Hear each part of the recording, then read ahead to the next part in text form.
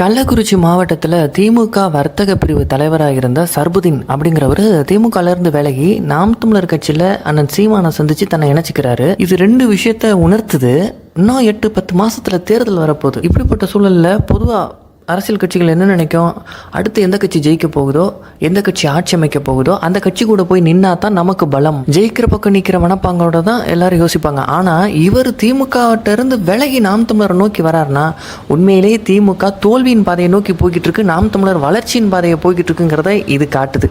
நாம் தமிழர் கூடாரம் காலி ஆயிடுச்சு அப்படின்னு திமுக காரன் டமாரம் அடிச்சுக்கிட்டு இருந்தான். இன்னைக்கு திமுக கூடாரமே கொஞ்சம் கொஞ்சமாக காலியாகி கொண்டு இருக்கிறது. நாம் தமிழர்லேருந்து ஒரு அடிமட்ட உறுப்பினர், ஒரு சாதாரண தொண்டை விலகிட்டா கூட ஒவ்வொரு மீடியாவும் பிரேக்கிங் நியூஸ் போட்டு அதை மக்கள்கிட்ட கொண்டு போய் சேர்ப்பானே.